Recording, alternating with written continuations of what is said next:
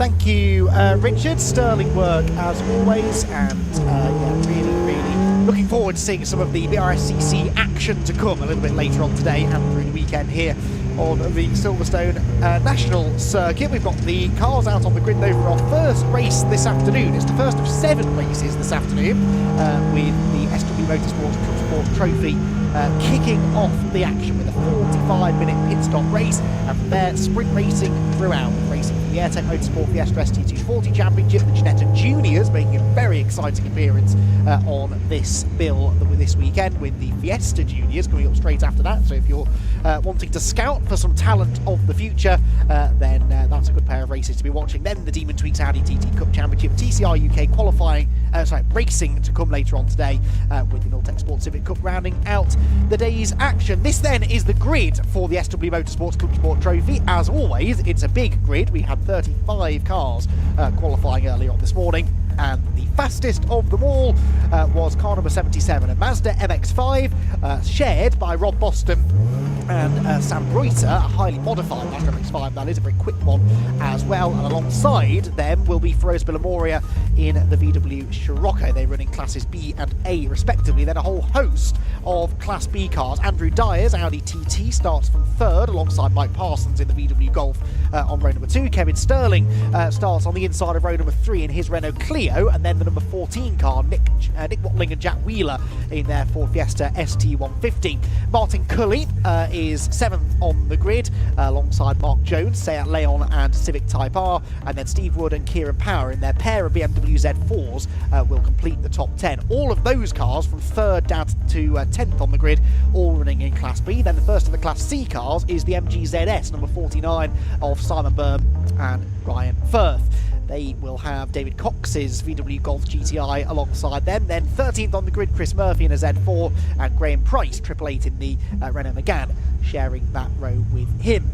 Row 8 is where we find Stephen Harrison and Paul Fenning, Honda S2000. Don't see so many of those out on the grid these days. And the Mazda RX-8, likewise, actually of Fenning alongside. Row 9 for David May's Nissan 370Z. Now, that car should be a lot further up the grid, only completed 1 flying lap in qualifying, so it should be a lot further up the field than that, and usually is a contender for race wins, although it has been a bit fragile in the past. Andrew Stevens, meanwhile, is the Class D pole sitter in his Mini Cooper, starting from 18th, in fact 17th on the grid, because it doesn't look like David May's car was showing on that grid graphic, so maybe they've had to withdraw, unfortunately. Then we will have from 19th on the grid, Craig Emerson in his Class C BMW, and Adam Radford in the BMW Z4. Now, that's a Class B car, should be a bit further up the order than that, really. Then Sergei Miniev starts the number 79 BMW next, alongside the number 4 of Stephen Harrison and Daniel Hawkes-Reed, their Renault Clio, will be lining up alongside them. Then Brendan Murphy's BMW Compact has Christian Goodall in his Honda Civic Type R for company, and then row number 13 will be shared by the Dukes in their BMW Z4, number 177, Darren and Joseph Dukes, and the number 93 car shared by Charlie Hayes and Marcus Bruce, BMW Compact for company there too. Row 14 then for the number 283 car, that's Chris Stone's Civic Type R and EP3 Civic Type R, and then number 22, which is Chris Fantana and Nick Ramsden together on the next row of the grid. The top 30, meanwhile, completed by number 241, Matt Massey and Barry Cully in his Seat Leon Cupra Cup car. Will Gallagher's Mark III Toyota MR2 has a similar car, actually, of Andrew Weston alongside him on row 16. Row 17 then for Liam Cochrane and Stephen Watson. And David May showing at the back of the grid, but whether... Now, he might actually be moved to the back of the grid, perhaps because he only completed, well, officially 2 laps, so an out lap and a single flying lap. You have to have completed 3 laps, remember, within that qualifying session in order to be qualified to race. And so I wonder whether, because he only did 2 laps, Tom has to start from the back. We'll see whether the usually very rapid Nissan 370Z is able to take starts. We'll have to wait quite a long time for the whole field to cycle through, but hopefully we will have that car out on the circuit. So the green flag lap, as you can see, has started. We've got the Rob Boston number 77 car that he shares with Sam Reuter on pole position. Now, I haven't been notified of any start drivers for this race, so we'll be making it up as we go along a little bit as to who is in the car. We'll try and figure it out once we do get the race underway, but that only, of course, applies for 2 driver entries. It's a 45-minute race with a pit stop window that goes from the 15th to the 30th minute, so the middle 15 minutes if you like. That is when the pit lane is open. Every car must pit during that pit window, regardless of whether they intend to change drivers or not. So even the single driver entries do have to make a mandatory pit stop. So cars then run 2 by 2 down the Wellington Straight in front of what is always a very busy BRDC grandstand, and very shortly they'll be under starters' orders then for a 45-minute race that will begin, new for 2024, this Clubsport Trophy, with a rolling start. My name's Andy McEwen, here in the commentary box, delighted to be joined for all BRSCC content today by Richard John Neal, who's just preparing his notes alongside me ahead of what, as I said, will be a very, very lively race, I am sure, Richard, and the Clubsport Trophy. The great thing about this series is there is always a battle somewhere to watch out for. Yeah, there is. There we go. Well, thank you. Yeah, there is a great battle and a great lineup of completely different looking cars. Firo's Billamori had a brake leak, by the way, in qualifying. Low braking lost him around about a 10. Ruined his wheels. Oh, really? Yeah. Appearance-wise or damage? Appearance-wise. I think damage-wise he was okay. Didn't get a chance to interview him per se on camera. That was the feedback from Firo's. But front row of the grid, inside the Boston, a mouthful through the back. Yeah, looking forward to this one. Very different classes, but they were only a tenth of a second apart in qualifying, so it will be quite an entertaining battle between the MX-5 and the Scirocco, who now run 2 by 2 to the line, and we get racing underway on the Silverstone National Circuit then, here in the SW Motorsports Clubsport Trophy, and it will be Billamori who snatches the advantage heading into Cops for the first time. So the Scirocco squeezes around the outside of the MX-5 and grabs the lead heading down towards Beckett. That is Andrew Dyer in third position in the Audi TT. The Golf of Mike Parsons still in fourth, so aside from the top two, they're in grid order, I think, amongst the top 5. But now we get to Beckett, where there's always a little bit of a scramble for track position, and a few of those in the midfield perhaps looking to try and gain a little bit of ground from where they started. Those who maybe feel they're out of position, that's their first real opportunity to try and do something about it. A fabulous sight they make as they race down the Wellington Straight and towards the braking zone at Brooklyn, where actually it looked as though the Boston and Reuter MX-5 were just losing a little bit of ground maybe. They have lost another position to Andrew Dyer, with Mike Parsons sniffing around behind as well, looking the distance, try and pick them up maybe at the end of the opening lap as the Z4s get very close together, and there's a big slide for the 63. That was Steve Wood, who I think might have been assaulted there possibly by one of the other Z4s, but they just about got away with it. Had a chat with Steve Wood on camera. I don't know if we've managed to play it yet, but I used to watch his dad stock car racing back in the day. And condolences to the family bereaved of Steve's mum, sadly, a couple of weeks ago. So prayers and thoughts with the family. But Steve here, completely on his own. He's got to time the, he's got a little wait time or something, cooking timer to time the pit stop. So I'm interested to see when he that is interesting. Yes, of course you can just about get away with that in Clubsport Trophy. It's not like you need a team of mechanics to come and service the car during that pit stop, but you just have to be stationary for a certain amount of time, or in the pit lane I should say, for a certain amount of time. Change here for second position. Mike Parsons going past the Boston and Reuter car, which is of course a little bit slower in a straight line, but then has an awful lot more braking capability, being a lot lighter than the VW Golf. Now this is actually a battle not only for second place in the race, but for the lead of Class B. So you've got the number 77 Mazda MX-5, the number 73 Mike Parsons with the VW Golf, and the Audi TT number 15 of Andrew Dyer, all battling here for the class lead. Same Audi you see Andrew in. So. Exactly the same. I think so. What a versatile car. Yes, exactly. Yeah, well, we had quite a few of those TTs actually using Clubsport Trophy races, a bit of a testing ground before the championship began proper at the start of this year. And yeah, Andrew Dyer has been for a long time a competitor in Clubsport Trophy, right in the mix for a class win. Now, I did just see on the timing screen a notification that David May has a dodgy transponder. That's not good news, but it does rather suggest that he's on track. I didn't see him on the green, so hopefully he's going to be able to rejoin from the pit lane, as we've lost our first car, I think, of the Beckett's. Helpful. 118 scribbled on the side. David, that is David May. Now, I don't confess to be an expert. I don't think that's a Nissan 370Z, is it, Richard? 118 on my list. No, I don't doubt you, but I think maybe a change of car for David May, which unfortunately hasn't done much good anyway. But he was briefly out. He was. He was racing day, wasn't it? Watching the Midlands family. Good racing day. We're watching racing day this week. Quite the character. Are we still allowed to call it Clubsport Trophy because MSUK have put their feelers out about consultation? We all know consultation with the business world usually deal done. That series aren't allowed to allude to any prizes. Really? So from next year, which is, give them some breathing space somewhere along the line. If you win a race in the series, you're winning a trophy. Well, yes. Unless we call it the Clubsport Banana, give it bananas at the end of it.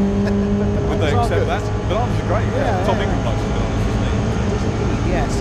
Perhaps finding some banana peel up at Beckett's then was the Boston and Reuter MX-5, by the way, which has just been onto the grass and loses, winning second place and the leading Class B, just to keep us somewhat on track and off track in the case of the number 77 car. So that was a bit of a mistake and possibly under braking, which really has been that car's strength so far in this race, but that means Mike Parsons now moves through into second place overall and the lead of the class as the Z4s have got themselves together. I seem to recall them doing this at Snetterton as well, the last round of the Clubsport Trophy. The Z4s, as you would expect for a group of cars designed for one-weight racing, they are very evenly matched indeed and perhaps about to put on a bit of a battle here for class positions. Yeah, great to see him out here.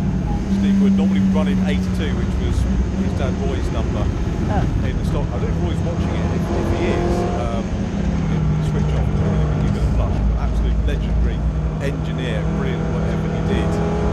Revolutionised the stock car racing over the years. And I see Kevin Sterling out the track as well. He raced in the BRSCC Fiestas when it was 4 classes. Yeah. Tried to catch up with him there. He can't on the rack. Yeah, great racing here. Yeah, for now the class lead, so Andrew Dyer and Mike Parsons both benefiting from the slip up from the MX-5, who just seems to be struggling a bit in his opening stint of the race. Perhaps not Boston yet to jump in the car, but this is side by side between Parsons and Dyer. Dyer in the little Audi TT on the inside doesn't seem to quite have the grunt in a straight line, but again might be able to outmaneuver the VW Golf once we get to some of the more technical sections of the track. It's not really being one of them though, down towards Cobb's Corner. There, meanwhile, is the Boston and Reuter car back ahead of Kevin Sterling now, so Sterling dropping back down into 5th position for the Renault Clio.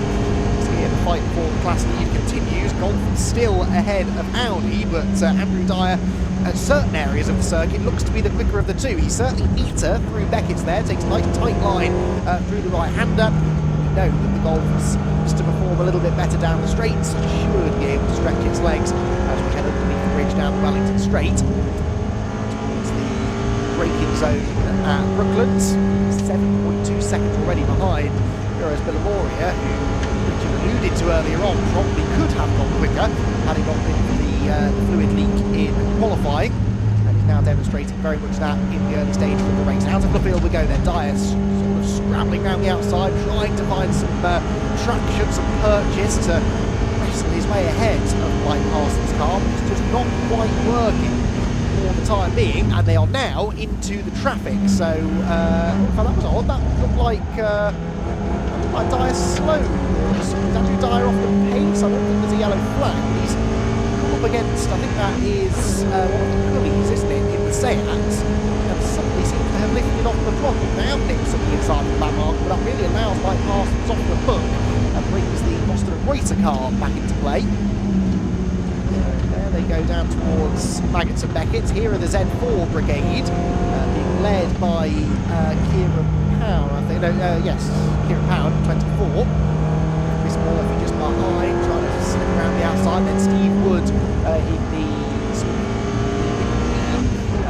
63 BMW. And then 151 VW Golf with David Cox to play with. Now David runs in Class A, the same class as Heroes Villamoria, and in the same class as the BMWs.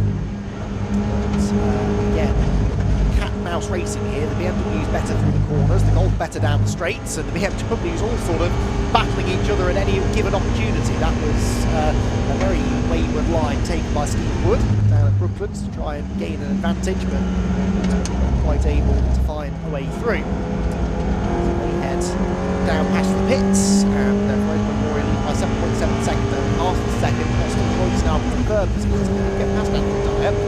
I suspect he's starting to run now into some mechanical issues because he's suddenly dropped off the pace. That last lap for Dyer was a 109.1,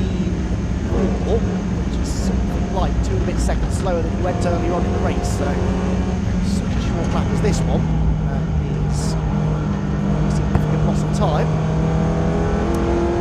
Just running wide, staying out of the way. The end battle continues.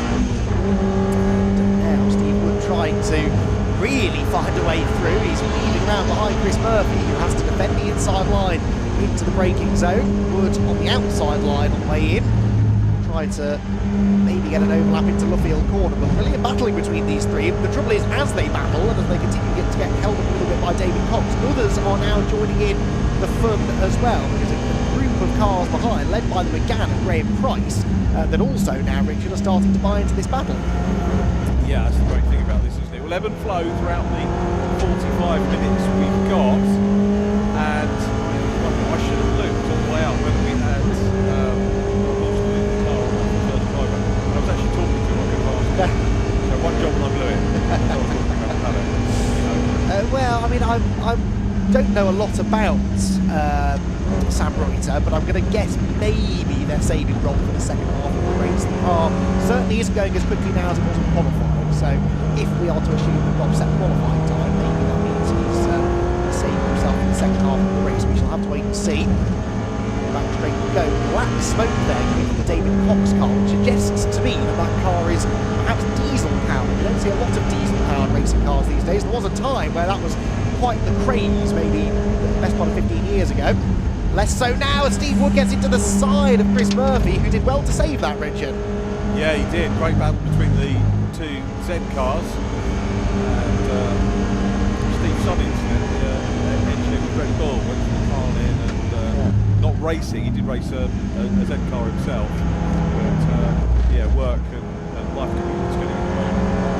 We'll see back into maybe sharing car. I was going to ask Steve whether he would share the car with Jack, but I got the impression it was dad only. Enjoying his sports bit, and he said particularly loves the longer race format rather than taking part in the sprint race. So very, very happy with things the way they are. This is just a long enough race, isn't it? You've got plenty of time to sink your teeth into it as a driver without it being so long when you're almost towards it, when you do get out of the car at the end of it. But Steve Wood losing a place there to Graham Price, so that little knock that he had with Chris Murphy a lap ago down in this area on the circuit. Damaged the car, I don't know, I think it's lost a little bit of momentum. Allowed McGann through, and then we've got the number 49 car behind. Now that's the Simon Byrne and Ryan Firth machine, the MGZS, another car not seen many of out on the racetrack, but MGZS, which was for many years, a reasonably successful touring car, not in this specification of course. A good-looking car nonetheless, and it's closing in on that group. Will we see that in Cockshoot Cup, new BRSCC next year? Quite possible, yes. Yeah, they have a few ZSs usually. Yeah. That's one I'm not sure. So yeah, that was something news to know the last week or so, wasn't it? More championships swarming towards the BRSCC, realising this is the place to be. BRSCC continuing to go from strength to strength, due really to the hard work done by a fairly small team, really, behind the scenes. Basically. Essentially, yes, yes. We do our best to advertise for them at the very least, don't we? Yeah, they do a fantastic job, and Club we've both been involved with a long time now, and nice to see that it's getting the recognition that it deserves. Now, one thing the BRSCC has always been for is MX5 racing, and we've got no MX5 championships racing with us this weekend, but we do have a pair of them going side by side down the main straight here. This is some way down the order, but a good fight going on nonetheless, as Richard, the race leader, has dived for the pit lane. Early stop. Yes. Early stop. Are we going to... Yeah, that's out of the window, isn't it? We're not there yet. It's up to be a problem. Oh, that's not good then. Perhaps a return of the lead. Could well be, yeah. Could be. Okay, well... It's worth pointing out that a lot of these cars don't run with massive teams, so if you're looking at this, that's a bit of that. And it is, literally bring almost anything into the championship, as you can see, and you can run it off the back of the trailer, as Steve Wood has done. Firos was pretty much there on the trailer, he's rocked up on his own. May get a bit of help, there are people around the paddock that could help out, but this is incredibly accessible. Exactly, and that is something the BRSCC, I think, prides itself on in general, really, is that accessible championships, affordable racing, but with a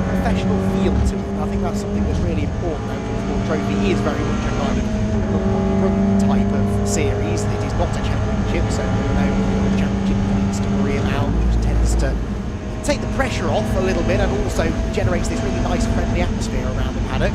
There, meanwhile, for Rose Billamore, so he's back out on track now, ironically, alongside the second place car, Mike Parsons. So he's rejoined not that far behind where he was, but actually a lap behind, I suspect now, from where he had been. But whatever it was resolved fairly quickly, we hope. Yeah, I hope so. Just saw him gesticulate there to wave right through. The gap from first and second now just 1.2 seconds. So Spiro's on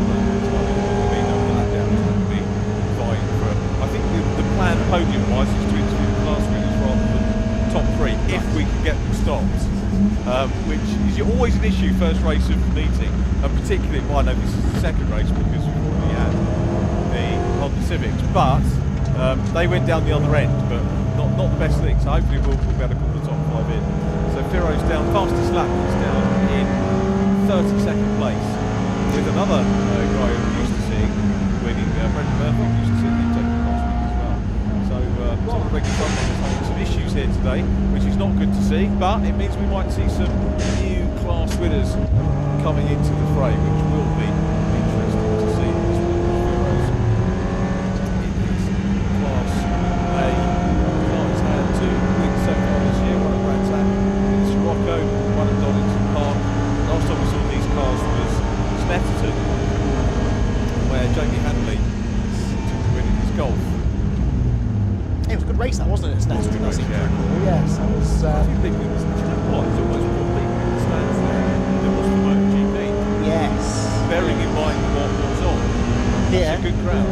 Absolutely. The slightly reasonable ticket prices possibly having something to do with that, but also the quality of racing on show and the fact that you get so much racing at a BRSCC event. You know, we've got 8 races today, and then a further, well, we've got 22 races over the course of the entire weekend. I think brilliant value for money, and so many great championships, including TCR, Civic Cup, we've got the Rally TTs, Fiesta Juniors, Ginetta Juniors, as well this weekend. So yes, great championships spectators can enjoy, and for once, Richard, some pretty pleasant weather as well to sit out in. So they were that one, that's one, there we go. So hopefully that stays the same throughout the weekend. But yeah, it's a great track to watch racing on, the national circuit in particular, because it's a short lap, you get to see the cars coming around lots of times, and it always produces good racing. I love the national circuit. It's when Tony come here, it's a great track for racing. A good track for people to come and spectator. Talking about weather, of course, if it's sunny, they get very hot and sweaty and uncomfortable. If it's wet, they get wet and uncomfortable. If it's cold, they get cold and freezing. Marshals apologise. I wanted to have a chat with one of the marshals on pit lane. Didn't get a chance to do that. Roasted Juniors. Apologies, but big thank you to all of our marshals for their help and support.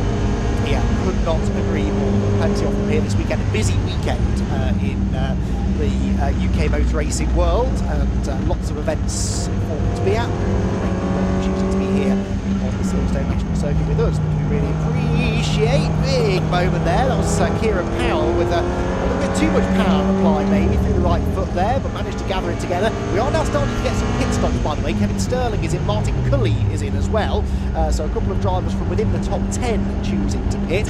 Also worth pointing out that David Cox has now inherited the Class A after Billamore's issues earlier on. So in 6th position, yet to stop, but has now inherited the Class B as a result of the problems for the erstwhile Class and overall race leader. Chris Murphy and Kieran Powell continue their battle, and actually Chris Murphy was looking to challenge, I think, as they went down towards Beckett's, excuse me, but could not quite get close enough. That's the golf ahead of them, which is leading in his class. Just dropping Steve Woods a little bit now, back in the top 10. Work being done to Mitchell and Crane MX-5. Now they're normally there or thereabouts in their class, because we're in the middle of pit cycle, I know, so wait until the pit window's closed before we really dive into who the class leaders are. But I can tell you Class B being led by the overall race leaders, Boston Reuter, who are now 6 seconds clear of Mike Parsons. That gap's really shot out all of a sudden. In Class A, as I mentioned, it's David Cox, the leader. Class C being led by the number 49 car. Now that is the Simon Byrne and Ryan Ford Firth MG7S that we saw earlier on. Class D led by number 150 Andrew Stevens in the Mini Cooper, and Class E at the moment by one of those two Mark III Toyota MR2s that is in 24th place overall at the moment. So he's made some pretty good progress and has progressed into the lead of the class. I think we might be looking at some first-time class winners. My scribbles only go back to 2022, which is not much of an archive, Andy, but it's, yeah, I think we may well be looking at some first-timers. I suspect so, because actually a lot of the drivers who compete in Clubsport Trophy these days were not necessarily here back in the early days of the series, which started in 2019. Glad we got Scott competing Scott Haneker. Scott Haneker. Yes, 2019 the Clubsport Trophy began and really was an immediate success story. We immediately started generating these big eclectic grids, and yeah, it's a great budget way of going racing, getting plenty of track time, always single day events as well. And yeah, it has to continue to be very right, there is your race leader, the number 77 race leader. The car ahead of it is the race leader, the Boston and Reuter MX-5. You'd be forgiven for thinking that this car was leading the race, because it was earlier on. Whatever the issue was, the brought Villamoria into the pit lane and had him in there for 2 whole laps.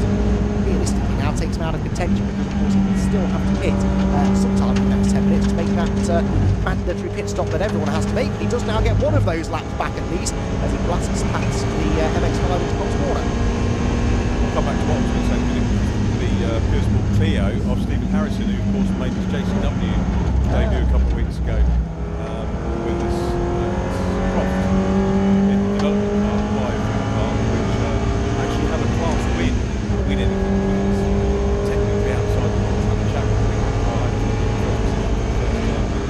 Stephen Harrison, who is got the most wins, I think, in class in Clubsport this year. Very capable in that. So he looked pretty good in the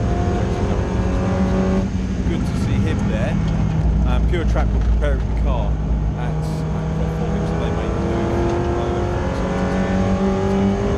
As we look at Mark Jones, Yeah, very well presented car that. To leaves its pit box now, heads down a very long pit lane here at the Silverstone National Circuit. That was very smooth, wasn't it? Into the pit lane comes, I think that was car number 4. That was the Harrison and Walt Reed Renault Clio. So driver change incoming for them. But not a huge flurry of activity yet in the pit lane, certainly amongst leading cars. I think the highest placed car we've had in the pit lane so far is Steve Wood, who has brought the number 63 BMW in. I just saw around the corner of my eye, heading down past the camera. But most of the leaders are waiting until the second half of the race before they pit. They are, yep, they're getting the most. Of course, it will depend on track time, track space, whether it's appropriate to come in if you're in the middle of a battle, maybe, and there's traffic coming up, good time to get out of that, and maybe time it. I don't think that the serious timing that we talk about in Fun Club about timing it so you come out clearly is going to happen here, but it's that, you keep an eye on Fun Club as well. Scott did just show me a very exciting clip of something that's happened inside the first 10 minutes, so... I don't really want it flipping one way. No, exactly. That's your evening's viewing sorted for once we're done with our live broadcast here in Silverstone. But yeah, was it not to be there? It's a match, but hey, busy weekend for the BRSCC. Lots of motor racing action for you to enjoy. If you've got multiple monitors set up at home, which I know most people do these days, then you can keep track of everything. Maybe we've got a big screen in front of us which is currently wasted and could have a Fun Cup on it, so maybe we'll work on that for later on in the afternoon. Anyway, the pit lane is now becoming busy, and we are bang on halfway through the race, Richard, and unsurprisingly, more drivers from within the top 10 now choosing to pit. Yeah, we know it was possibly getting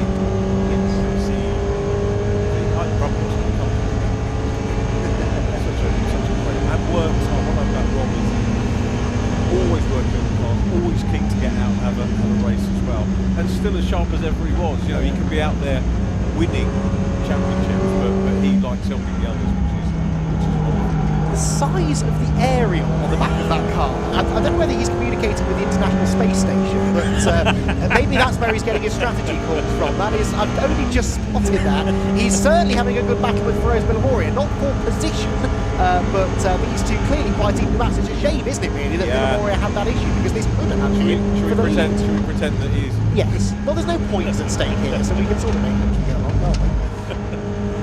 Yeah, Feroz will treat this as a track day, I guess now. So always a way to add the difference. More predominant the other bit of Silverstone down there, boring bit. No, it's not. Yeah, well, yes, the international circuit has its own quirks, but I do prefer the national quirks. I think particularly when it comes to modern racing, we will be on the international circuit, of course, at season end. That's a good point. Yeah, what makes Definitely. I love a slipstream race, so we get plenty of those here at Silverstone. The MX-5 takes a very different line through Luffield Corner. Out goes the compacting catch the Smiani Hayes car, perhaps. Sorry, of course, Smiani is still being driven in part, at least, the 93 by Charlie Hayes, but Marcus Bruce actually alongside him for this weekend. So one of those two in the car now heads back out onto the track. As past goes the Mazda. I did not see Villamoria though, so I wonder whether he's now come in to serve his mandatory pit stop. That's the time he tells me that he's still out there. Moving around, as to the 110 car, that's Martin Cully. Both Cullys out there in their similar Seats. This one getting very close to the number 721 Chris Murphy BMW. One of the things that I get frustrated with now on entry lists, I don't think they can take it. You don't get that count to again. Where I'm going is one of the colleagues family that race from the Norfolk area. And I don't know, because you can hazard a little guess, you know. Well, so one of them, Martin, was in had a stint in touring cars, I seem to remember. And previously raced in the Seat Leon Championship before that. So putting two and two together, I'm going to assume it is the same colour. I'm told that previously as well. Whether these are their original cars, I don't know. Whether they're original Seat Leon spec, I don't know. But anyway, Villamoria is in. So too is the Boston and Reuter car. So it will be handy if we can get eyes on the Mazda actually to see who is getting into that car. The Villamoria car is right at the exit end of the pit lane. Well, because of course they will be at opposite ends of the pit lane. That is the law of motor racing in pit stop races. The action we want to see McEwen's always, law, we call it. Indeed, so the action we want to see will always be at the opposite end of the pit lane from where our camera is. If we can't get eyes on it, we'll try and get someone to report back. Maybe Scott will let us know. But anyway, the pit lane, as you can see, is almost busier than the racetrack now. We've only got one car inside the top 10 that is out on track, and that is the 49 car yet to stop, and that is the Le Mans 2 driver, entry Simon Burnham line first. So the MGZS actually, well, was set to lead the race, but then they've come into the pit lane as well. So there we go. This one's got out.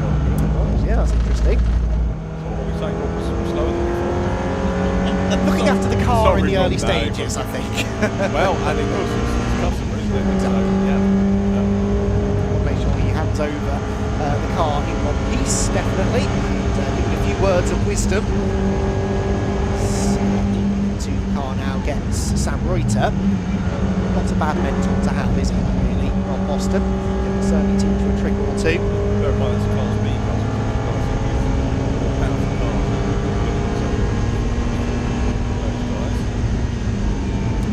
Looks like not a lot is going on here, but that's because there is this bit of a pit stop time we need to adhere to, so waiting for that to tick down, then sending Sam Reuter leisurely on his way down the pit lane, but that will be because that minimum pit stop time ends when the car crosses the pit exit line. It's not the stationary time, it's the time of pit in to pit out, so we'll try and judge it right across that line just as the time elapses. Now there is Villamoria, and what a shame that there are 2 laps between them, because look, they've both made their pit stop now and they've come out exactly where they were. That would have been, what would have been, eh? Very exciting.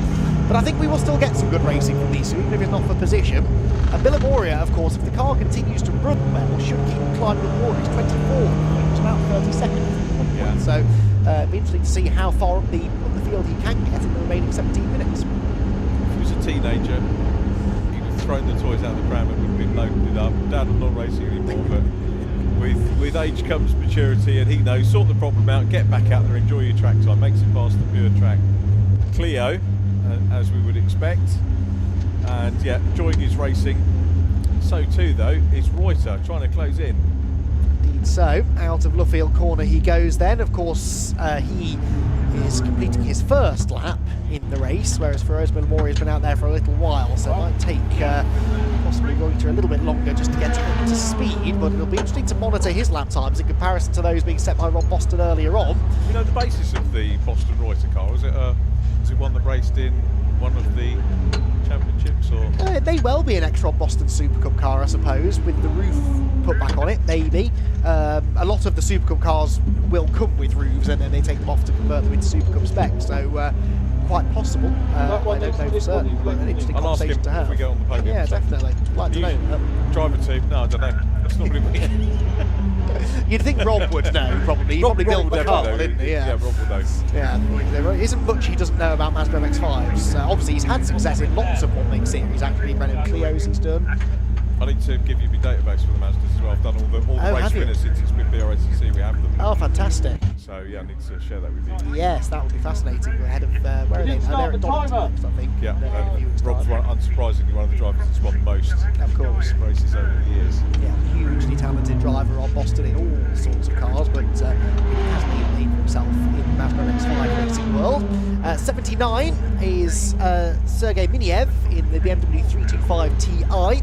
And he is heading down the Wellington Straight, I think being lapped by one of the Honda Civics, and it might actually win the 283. Though yes, this is for position, so that is actually the 283 car of Chris Stone. These two battling over 15th spot and 4th in Class C. So both of these cars in the same class, and Miniev closing in quite significantly on the Civic. Actually, he was 2.25 seconds behind it at the start of the lap, and now they're almost bumper to bumper as they come across the line to compete for them the 17th lap of the race. The lead is 18 laps now, and it is Sam Reuter who leads the way now that all is said and done with pit stops by 8.1 seconds at the moment. So for 73 on Mike Parsons, third position then for Andrew Dyer on 15. 8 seconds further back. Fourth position then the first of the two driver entries, that's the 14 in Motley, and Jack Wheeler in their Ford Fiesta. Pretty similar to the Fiesta, they still 115 in this race, well in fourth. Position then for 24. That is Kieran Powell. Now it's Kieran Powell hit it yet. I think possibly he has. If he has, then he's gained quite a few positions, hasn't he, since the pit stop? Yes, I can see on the other timing screen that let's see, might have to so no, he's not up there in fourth position. He's actually past the second Dyer, third, and Murphy up there in fourth position. And we've got a car in the pit lane with the Fiesta's pit lane as well. It's still coming from it, so a couple of them running into issues with 13.25 minutes to go then, but we are getting down towards crunch time in this race, and actually a much closer lead battle then than I thought, because Parsons 4 seconds adrift at Boston. Was in that car and did a personal best lap on the previous lap, and he was 1.7 seconds quicker than the race leader. This time through, it's a 106 for Reuter and a 107 for Parsons, and that actually goes back out again at the end of that most recent lap. So 5.4 seconds the margin with 12.75 minutes to go.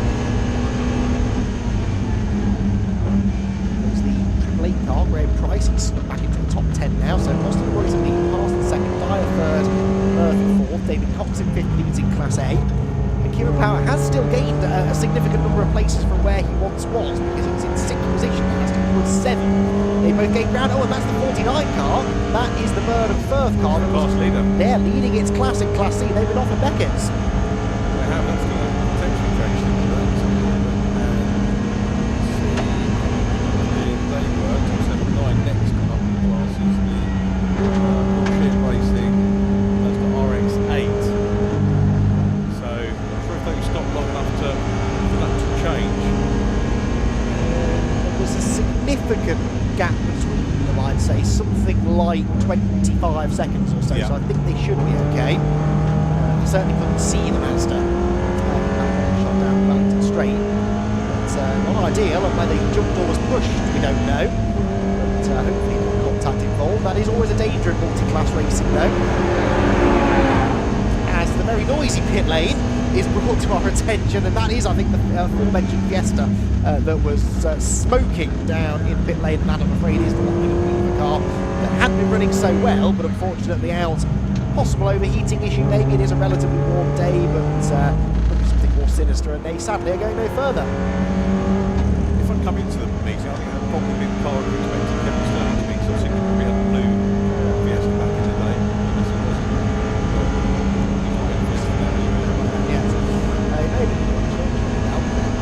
Yeah, so that car going no further. There is the race leader, Sam Reuter.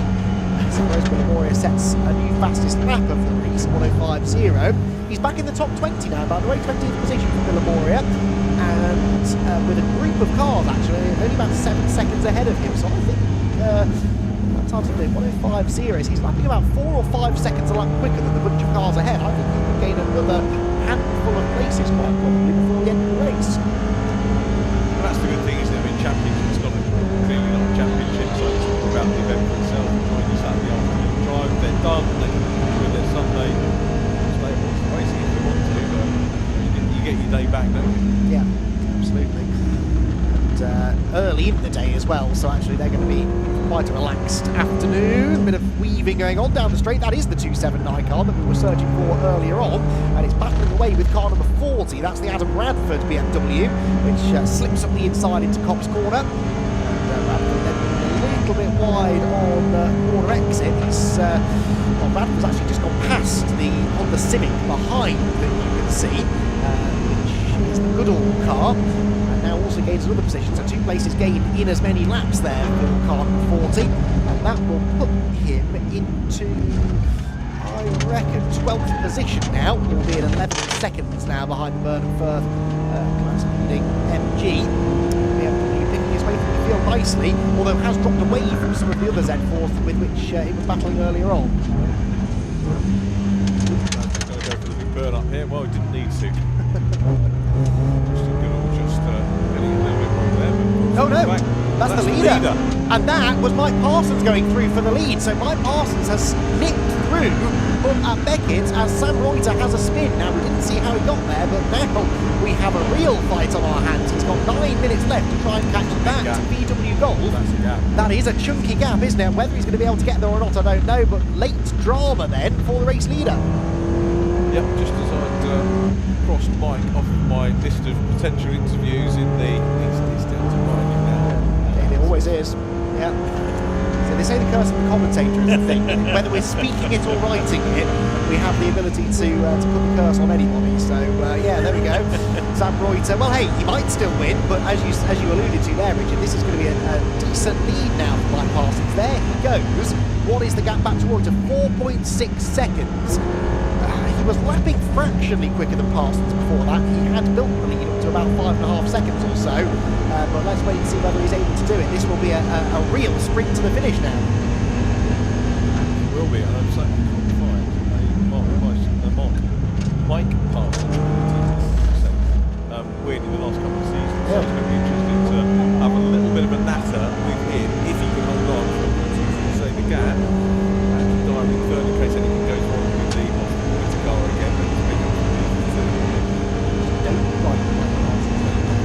Already done it. No.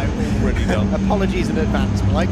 Right, conversations going on down in the pit lane. You didn't actually spot who this was. Another car that stopped. Oh, it's the Civic, isn't it? It's the 151 Civic. That's David Cox. Oh, sorry, Golf, excuse me. Which has stopped of David Cox. Another name I've written on the paper. Because he was leading his class. Yes, you're absolutely right. So Graham Price is now leading in the 888 McGann, that being in Class A. So Richard John Neal is making himself not many friends within the SW Motorsports Clubsport Trophy paddock here this afternoon. But certainly livening things up for us. It's giving us plenty of things to get excited about in the closing stages as Sam Reuter is on the limit there through Cops Corner. Now, on the previous lap, he lost another 10th or so to Mike Parsons. 4.7 seconds the margin, but certainly he's not giving up and he's going off again now at Beckett's. He's pushing a little bit too hard, too late on the brakes, keeps his foot in into some rally crossing and gets back on the road, but that surely now is his chance of a race win goal. Yeah, the top is coming down, but... Maybe unless it's a braking issue, it perhaps is just an issue of over-exuberance more than anything else, but he was really, really pushing hard to try and catch this man, Mike Parsons, but Mike now looks as though he is potentially in a race-winning position when he's still got 6.25 minutes left to survive in what is very quickly becoming a little bit of a race of attrition.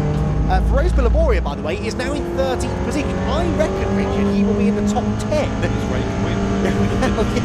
Quite likely, because he's about the only driver whose name you haven't written down, I think, at any point in this race. So who knows, but he certainly is charging through the order nicely. 5.5 seconds behind the good old Civic, who is 2 seconds then behind Radford and Fenning, which would put him into the top 10. So the rate he's going, I think he'll get back into the top 10. He's already third in his class. I don't think he'll catch the class leader, Graham Price, or second place man, number 60, that being Lee Reynolds. I think they might be a bit too far ahead, unless, of course, they run into some dramas late in the go, which, as we've seen, is maybe not that far beyond the realms of possibility, but for now, at least, Feroz Bilamoria on course for a solid top 10 finish overall. Now, on my timing screen, another name I put Santana has a red square. Where is it? Is he a bit further down? He's 24. Oh, yes, and that's for a 5-second penalty, which would drop him not actually out of the lead quite. Right, he would have, he's 7 seconds ahead of the number 81 machine, which is William Gallagher in the MR2. But Gallagher on the previous lap was a 1.5 seconds faster than him, so could get within 5 seconds before the end of the race. Who's next on your hit list, Richard? Well, there are only 5 classes, and I'm dabbling with the 5 leaders, so we'll leave it there. Right, well, Mike Parsons looks okay, now to the 9.4 seconds clear of Sam Reuter, who hopefully will make a better go of Beckett's this time. He has brakes a lot earlier, as he gets sort of boxed in slightly behind Steve Wood. These two cars running in the same class as each other, albeit a full lap apart. Steve Wood's 6th position overall, and accelerates away down the Wellington Straight towards the braking zone at Brooklands, but I don't think Sam Reuter's going to take any risks here, although the risk, oddly, that he'll end up taking is that he falls back into the hands of Andrew Dyer, because Andrew Dyer is not far behind these two. Remember, Andrew is in 3rd position at the moment overall and within Class B and is catching them, so as Reuter perhaps manages a braking issue or perhaps just tries to coax the car home without any more dramas, he could well end up losing 2nd place before the flag. There could be some dramas going on. Great prices as well. We've got Silverstone going out. Yes, Andrew Dyer is almost there with Sam Reuter. And Sam's locked it up again into Beckett. He is struggling under braking, isn't he? It is a relatively simple circuit, this, Richard, and again, not many corners, but there are 2 big braking points around here, and if your brake's not quite ultimate, then that could lead over 45 minutes of running to some braking dramas. 2 teammates together here. Spotted, that's the class leading Graham Price, 888, staying well out of the way of the sister car. Right thing there, like to the left-hand side of the road. The 60 car, by the way, that's chasing him is the 110 we saw just towards the back of this grid. So they are the first 2 cars in Class A, and that gap looks like it's coming down slightly. Yes, by about 0.5 seconds on the previous lap, so 2.5 seconds is Graham Price's advantage over Lee Reynolds. It's an advantage that's coming down, and we've had a change for 2nd place. Andrew Dyer ahead of Sam Reuter, so Sam Reuter really fading now. He is good for Andrew Dyer, good practice. Now, does this take it out of a driver who's coming into the Audi TTs a little bit later on, or is it good practice? It's extra track time, I suppose. You can't really put a price on track time, they say. But yeah, busy enough weekend as it is, isn't it? Without throwing the extra 45 minutes of racing in. But Andrew's experienced enough. I think he'll value any extra laps that he can run. But, a very different style of racing this, but I'm sure he'll have some data that he'll use for the TT races a little bit later on in the weekend. The first of them coming up later on today as well. Remember, that should be a real highlight of the day. There is Dyer up into 2nd place then, and started 3rd on the grid, but ran 2nd briefly early on. He's going back into P2 again with 2 more laps to go. It depends when the leader went through. Parsons went through a while early. We'll get the gap in moment 2. So Dyer gets to the timing line.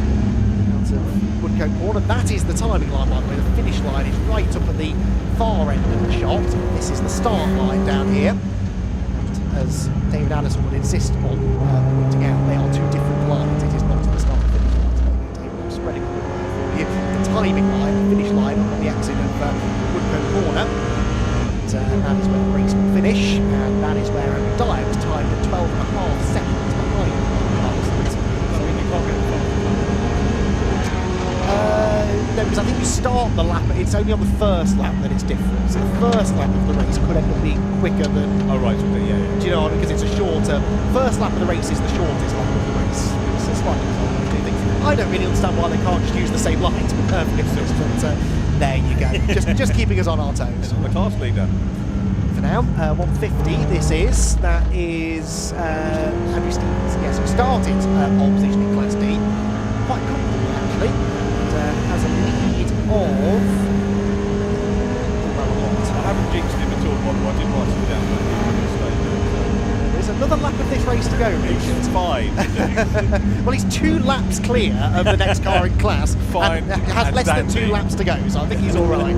Even if he stopped now, he'd probably be classified ahead. Andrew Dyer there, not far behind him actually, heading up towards Beckett's corner. I'm going to go and get rid of the podium. Yes, hopefully 5 class winners will be heading your way, so thank you very much, Richard. We'll be hearing more from him during some of the other BRSCC races later on in the day. It's near the 279 car, gets into battle for 11th place. This is Adam Bradford trying to keep the Benning car behind him. Here though is Mike Parsons. Well, some will call it a lucky win, but he will say he was in the right place at the right time when Sam Reuter had a spin and Beckett did well actually to avoid the spun Mazda MX-5, and Mike Parsons is going to be rewarded with a race victory here at Silverstone in the SW Motorsports Clubsport Trophy. He's not been rewarded with a checkered flag because it wasn't out in time, but he has won the race, so he is the first one through after the 45 minutes have elapsed. Andrew Dyer home in second position, 13.7 seconds back in the end, with the Rob Austin and Sam Reuter car third. There, just coming across the line at quite a slow pace, so lovely noise it makes as it blasts past the pips, but yeah, Sam Reuter and Rob Austin not finishing in the lead, which is where they looked like they were going to finish until the closing stages. So, rest of them coming through. Graham Price has come through to win in Class A. We have not yet had the MG through. There it is, just at the top of the shot. That's the Firth MG ZS winning its class, that being Class C. Class D winner has been through. That was the Mini of Andrew Stevens. And Class E, yes, we've had Gallagher through. So I think we managed to get our class leaders home in one piece, which is good news. Particularly for Mike Parsons, though, who not only nets a class victory, but an overall victory. And that is worthy of celebration, actually, because he's not running in Class A, which is, in theory, the fastest class, more powerful cars. And around a circuit such as Silverstone's national circuit, you would expect the Class A cars to have a big advantage, but that wasn't really the case. Rose Villamoria may have ended up with a win had he not had that lengthy pit visit. For Rose, by the way, finishing in 8th position overall in the end and second in class, and another lap would have probably got the class win because he was only 4 seconds behind Graham Price's McGann, and on the previous lap was 3 seconds faster, so another 2 laps maybe. Might have been able to challenge Price, but in the end has to settle for second. So, Mike Parsons wins the SW Motorsports Clubsport Trophy race here at Silverstone in the end by 13.7 seconds over Andrew Dyer in second place. Rob Austin and Sam Reuter third, ahead of Chris Murphy, Kieran Power and Steve Wood. Graham Price in 7th position, winning Class A, with Perez Villamoria charging from the back after that early pit stop to finish 8th overall and second in class ahead of Lee Reynolds. Then it was the Byrne and Firth MG, which finished 10th overall and won in Class C. Adam Bradford was 11th ahead of Paul Benning, Christine Goodall and Mark Jones in 14th.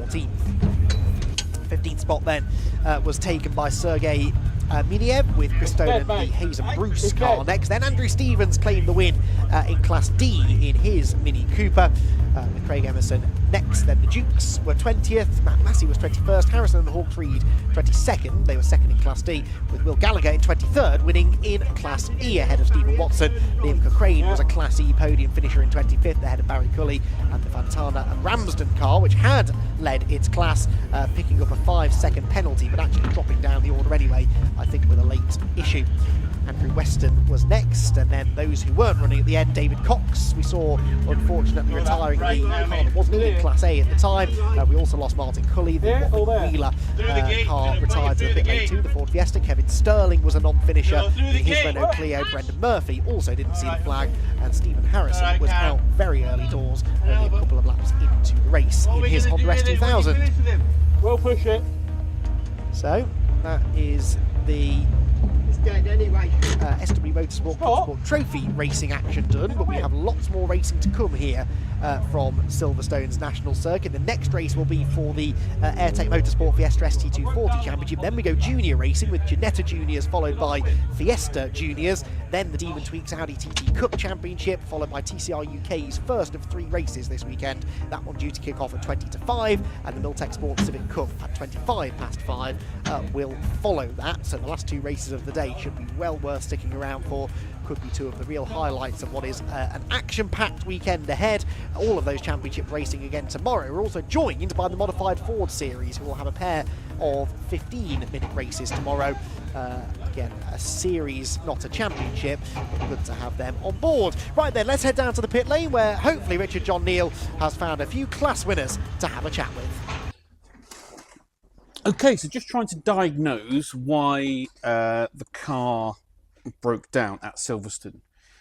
Only needed to do 2 more minutes and we would have had the win, but you know, that's motorsport for you. We initially thought it was a fuel issue, but there was enough fuel in the tank and the pump was still priming.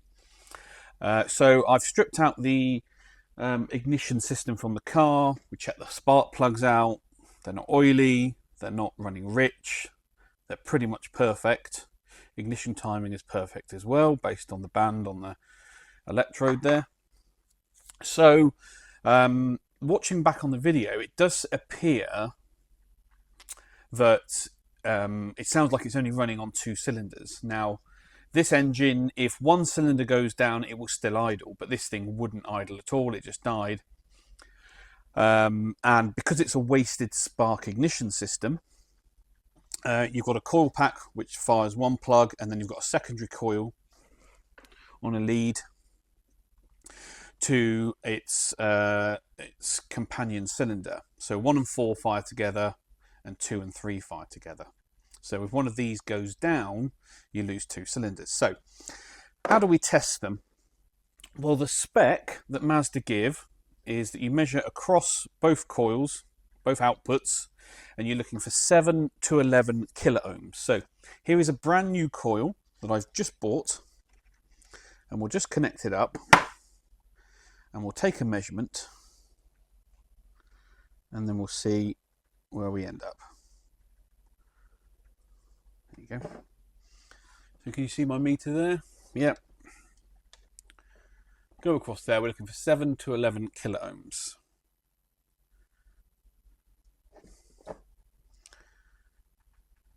There you go, 10.2. So that's what a new coil looks like.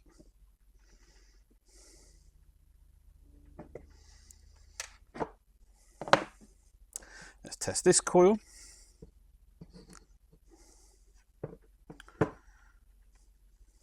Been defeated here.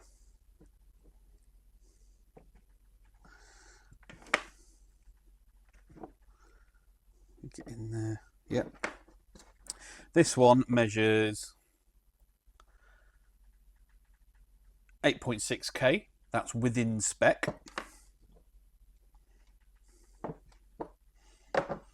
And this one, which is on cylinders 1 and 4,